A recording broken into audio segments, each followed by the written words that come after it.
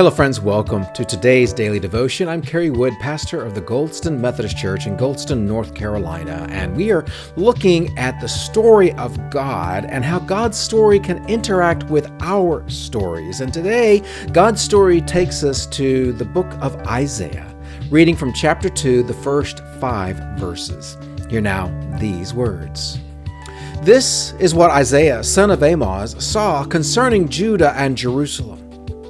In the last days, the mountain of the Lord's temple will be established as the highest of the mountains. It will be exalted above the hills, and all nations will stream to it. Many peoples will come and say, "Come, let us go up to the mountain of the Lord, to the temple of the God of Jacob. He will teach us his ways so that we may walk in his paths." The law will go out from Zion, the word of the Lord from Jerusalem. He will judge between the nations and will settle disputes for many peoples. They will beat their swords into plowshares and their spears into pruning hooks. Nation will not take up sword against nation, nor will they train for war anymore. Come, descendants of Jacob, let us walk in the light of the Lord. Now, friends, Isaiah was given a very unique position. God allowed him to see the timeline, which we tend to think of as going this way, where it starts here and that it ends over here, and you and I are somewhere in the middle of all of this. We look backward to the past, we look forward to the future, and this is the way we see things. God gave Isaiah the ability to take the timeline and turn it like this, so he sees all the way up and down from beginning to end, almost as if it is just one big mosaic. And so here at the beginning, nevertheless, of Isaiah chapter 2, we get a description of the end, of what it is going to be like when the fulfillment of the kingdom of God through Jesus Christ is completed.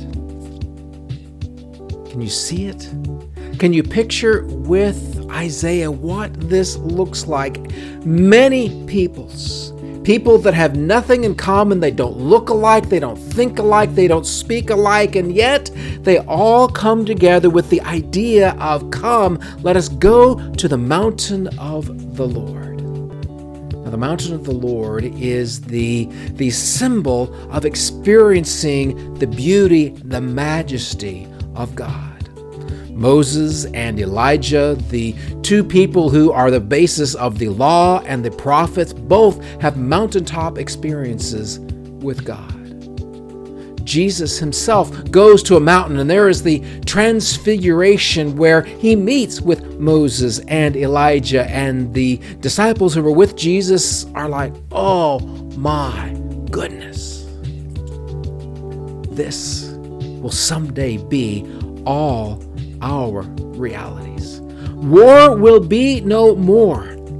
Don't you want that? Especially as we see war happening all around us. The conflicts in Ukraine, the conflicts in the Middle East, the conflicts in our own cities, in our own households.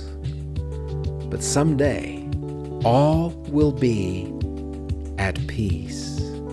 You and I and everyone else who trusts in the Lord will experience the beauty and the power of the Prince of Peace.